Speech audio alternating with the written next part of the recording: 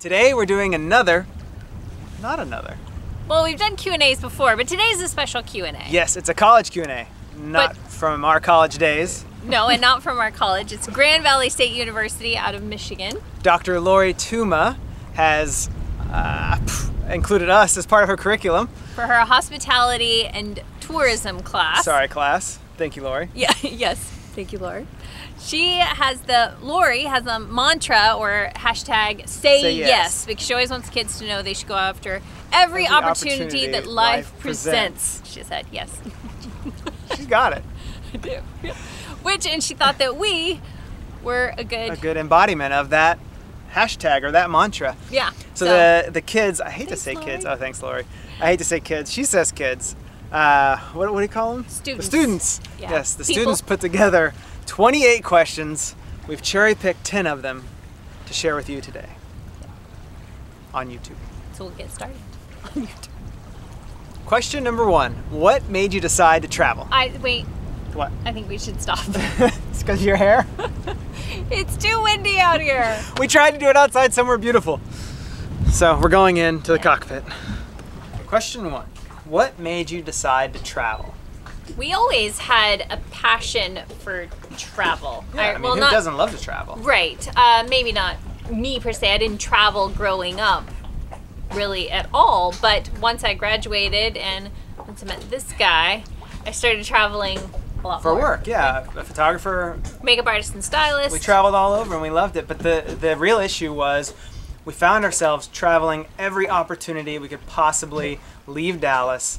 We were hopping on a plane or getting in our Volkswagen camper van or taking off for the weekend. Dallas is an awesome city, but it's kind of a concrete jungle. And so we were always looking to get away. Escape to nature, we would say. Yeah. So I guess that's kind of what started the whole thing is we were sitting there. It was 100 degrees. It was a red day. You're not supposed to go outside. Yeah. Pollution, all that stuff. And we said, man, we got to find a new place to live. And that kind of sparked the idea of traveling around North America. Yeah, we thought we'll find a new place to call home and hopefully somewhere in the mountains or on the ocean or whatever. And start our lives over. Yeah, so it started off as kind of one big long road trip that turned into a really, really, really long road trip. Yeah, it was supposed to be a year, and here, what are we at, like year 7? Exactly. So it was supposed to be a 1 year, essentially maybe 2 year road trip that turned into a lifestyle. Yeah. What's been the most memorable place you've been and why? Oh, that is like an impossible question. That would be like asking a parent to choose a favorite child and tell all of their children. Yeah, I was gonna say, usually you ask that, you tell that to parents and they're like, oh yeah, well John's my favorite. But yeah, picking a favorite place, it's hard to say. We actually wrote a post a while back about held at gunpoint top 10 cities to live in. Yeah, and if we had to choose somewhere, it would still be a horrible decision because that's our problem, right? Like we don't want to be in any one place. However, we've had some places that stick with us, I guess, in a special way. Alaska was a really, really big one. That was an epic adventure that, I'm not saying we could live there in the winter, but definitely in the summer. Yes. Glaciers. Pacific Northwest is awesome. Yeah. Yeah. Sorry, I cut you off, but yeah, she was just going to go on and on about how amazing Alaska is, which that could last the entire video. But I also really love the Redwood Forest. Yeah. Northern California, like super Northern California. Yeah. The Lost Coast. Yeah. And Oregon. Lots of places that we haven't even been yet that we are just assuming are going to Michigan! Michigan is amazing! Yeah, we totally did the East Coast, and it was, or the West Coast, the east side of the Lake Michigan. Whatever you call it. Yes. You loved it. Sleeping Bear Dunes. Yeah. All the beer, all the breweries, all the wineries, the Finger Lakes, Yeah. Finger Lakes? No, that's New York. It's the Fingers. We're totally getting off subject now. The mitten. The fingers and the mitten. Anyway, did that answer your question? Probably not. What do you miss about living in a house? If you're asking me, nothing. Like literally nothing about living in a house. Although I did enjoy living in the high-rise and in our studio more than living in a proper house. Yeah, well, we had a house that was a lot of work. Yeah. So, never ending. Yeah, and that's part of it, but I feel like It's more the fact that we like our lifestyle now so much that it's hard to imagine going back to anything else. The one thing about having a house or having sticks and bricks or like a sedentary spot is community. Yeah, you get to really tie into your local community, and that is one thing that we do miss. So I wouldn't say it's a house, but it maybe our community, because being able to be a greater part of something and friends and family, or going to a restaurant where the restaurant owner knows your name and knows what you like to order, and it's just your coffee shop and your local organizations and your theater and all of those things where you socialize and hang out and do things as a community. We still have community on the water, but it's different. It's more virtual, and we meet up occasionally. Yeah, so and sometimes we're able to dive into a local community. And that's really awesome, but it's still a temporary plug-in, not necessarily ongoing. This is a big one. Was there any initial fears that you had to overcome? Ooh. Yeah. I mean, people would look at our lifestyle back in Dallas and say, well, you were living the perfect life or the dream life. Our friends would say it all the time. Your careers were just getting started, or you're successful and you're traveling and you get to go to these parties. That? Yeah. You should go to these parties. Yeah. They were jealous about the parties we went to. Because we were working those. Yeah, obviously. But I would say funding it. We had money saved up for it, but that there is an end to that. So then you think, okay, well, once we decided to keep going with the lifestyle, it was how do we keep the lifestyle going? And then, of course, leaving your family is always, like family and friends, and that was the hardest thing. So I don't know if it was a fear, but that would probably be the biggest thing holding you back.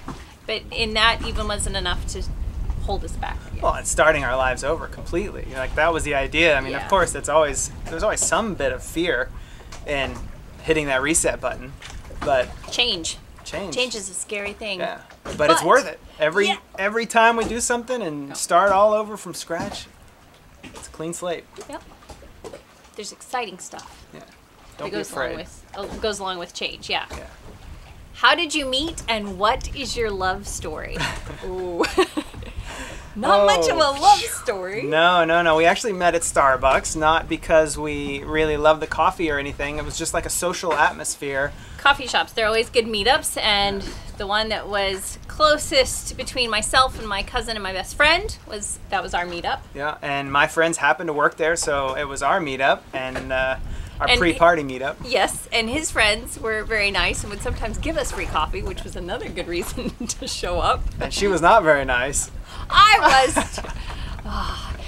We didn't like each other when we first met. It took a little while, but we had mutual friends, so we were forced to hang out together. And somehow, like in like a fungus, he grew on me. What? I never heard that one before. 2 months of being forced to hang out, we eventually kissed, and that was the start of everything. She was blissful ever since. There's a story: 2 milkshakes, 1 straw. We'll have to share with you another time. But we are blissfully in love now. Oh, yes. 10 wonderful years of togetherness. 10 years? Well, it's been more than that. Oh, my God. I try to think about it. Yeah. Next question. I think I messed up my hair. How long have you gone without showering? I think Nikki wins that one. It was in Alaska. I remember it very well. Okay, that is true. But that is... Whatever. We were camping, and yes, frigid glacial waters were not tempting to bathe in. So this was not camping with the RV. We were like wild camping with tents and kayaks. So a little different scenario there, but it was fine. I cowboy bathed, right? You spot clean. It's good. It's good. But ever since that experience, probably 4 to 5 days, I think that was. Yeah. Ever since that experience, probably is when we decided we need to travel with our house so she can take a shower every day. It's not that bad, but that was not the decision-making process, but sure. It is a huge benefit to be able to shower every day because we like being clean. I mean, who doesn't? Yeah, we do like quick rinses, that kind of thing. But we have a water maker, and you've got seawater. There's plenty of opportunities for bathing. Yeah. Especially now on the boat. Yeah. How do you plan your days, weeks, months? We don't. In the RV, we literally would plan a festival to go to and on a side of the country, and then we would just wing it. Right. So some sort of event or festival, something that drove us to an area, and then we would just find stops in between. On the boat, it's a little more challenging. It's hard to commit to anything because can we get there and on a schedule, because we're very dictated by weather. So Mother Nature tells us when we go and when we find ourselves planning probably 10 times as much on the boat, but then you're waiting for Mother Nature to allow you to go. Those weather windows. Yeah. So yeah, it's a lot of hurry up and wait and plan, and then be very flexible and be prepared to change your plans. So I think we kind of have an overall general goal for like the next 6 months or a year, like a couple of destinations, which at this point is just like countries we want to visit, and we just see how much of it we can get done. And it's dictated by, like we said, the weather, especially hurricane season here in Florida, the Bahamas. There's so many places we can't stay. Yeah. And that's kind of a huge factor in where we're going next. Yeah. Do you have a contingency plan? Yes and no. I guess our first year on the road visiting national parks, we ran into people that were, they call them parkies. Yeah, parkies. I mean, we ran into this dude that was hiking on his day off in the national park, and we said, well, what's up, man? He was in perfect condition, and he was like not even out of breath, and he just hiked this amazing hike.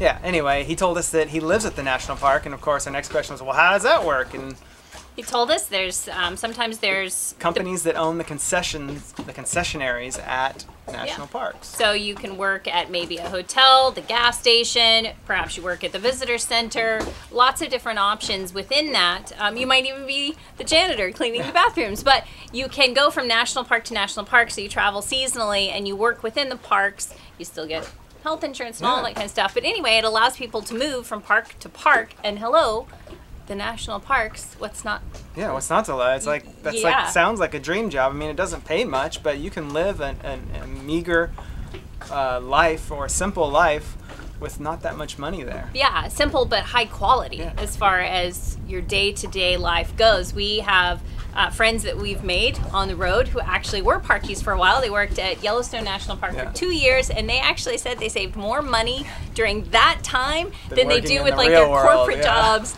now, just because your time spent was out in nature and not necessarily at a restaurant or a bar or whatever. Yeah. Buying furniture.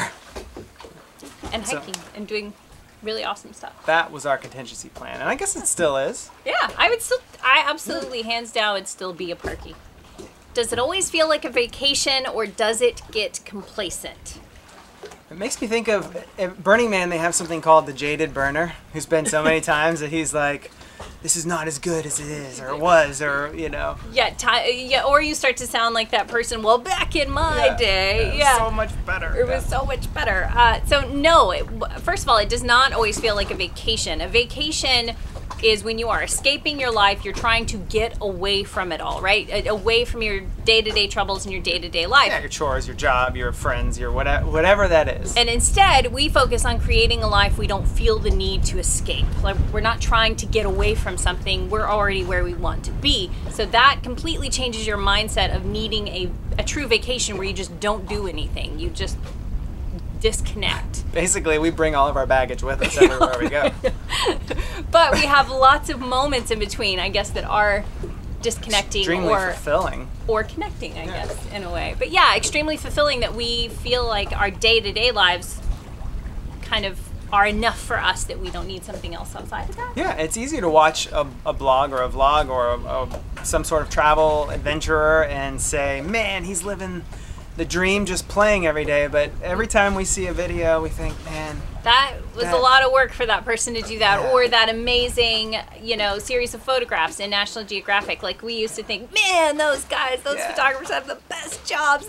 But then you think about the reality of sitting in the same spot for 6 months. Or months, waiting for this one moment. Yeah, so there's also patience, perseverance, and all kinds of stuff that go along with it. But so vacation, no. Awesome lifestyle, yes. Does it get complacent? Absolutely not. Absolutely not. But it is important for us to remind ourselves that not to be complacent in the fact that you read stuff about how amazing something is. The tourism board comes up with this idea, or you read like an article in some magazine. Something can be overhyped, so setting proper expectations is kind of everything. And that's always the issue for us, is trying not to have any expectations. Yeah, go into it expecting nothing, and then if you get something out of it, you'll be really thrilled. And I feel like no matter what, there are just natural wonders and natural things all around the world, and people too that you meet that make life amazing and that make travel so special. Yeah. So no, it all feels unique and different and fantastic for the most part. I mean, sure, you have days where stuff goes wrong, but that kind of happens in life anyway. And we're excited to move on to the next spot every time. Yeah. Did you start filming from day one, or is it something you started once your travels began? That's a really good question, because you know, when we left, we had no idea what a blog was. I mean, generally maybe, but we not really. Yeah, we weren't into social media. We weren't on YouTube. No, we had actually. It was another friend who was like, you can't just go on a trip like this and not document it. You should start a blog. And we were kind of like, a blog? What's a blog? And so he sent us to a couple. And then we looked at him, and I thought, well, I don't want to do photography. That's my job. So I want to do something different. And there's this new video button on my camera that I should just click it and see what happens.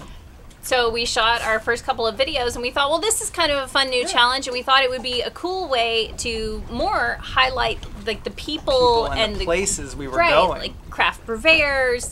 We were just kind of thinking more on something else, but not necessarily about us. So that's what we started focusing on in the beginning, was more the places and the people and the businesses. And the businesses. Yeah, and then we started getting all these questions about our lifestyle. Yeah, and so our style sort of morphed into talking about, you know, the adventures and the technology behind the way that we live, and sharing our experience and a little insight into our life that could hopefully...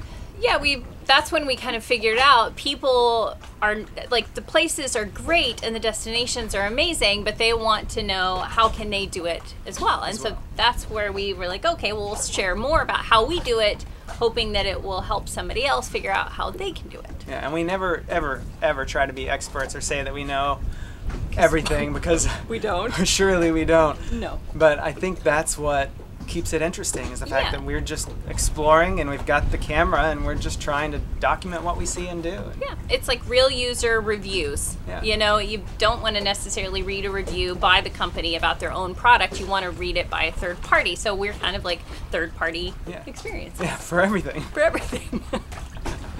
Or not. Even when there's no fresh French fries. We're food snobs sometimes. That's it. That's the 10 questions. Yeah. Like I said, there was 28 total. We kind of went into a little bit more detail, or at least briefly answered each one on our website. We'll make sure there's links below in the subject box. Is that what you call it on YouTube? The subject box? More information box. But yeah, so that's it. Yeah. I hope that maybe gave you some insight into the questions. And thanks for watching our videos. Thanks for following along and discussing in your class. And have a great midterm. Is this going to be on the midterm, Doctor? Dr. Professor? On the midterm. Is there a midterm? Is it a midterm? Final exam? Hopefully not. Damn. That was going to be a good ending. Bye, guys. Bye. Enjoy your summer. Yeah. Is it summer? Yeah. Oh, and hashtag say yes. Say yes. Thanks, Lori. Bye.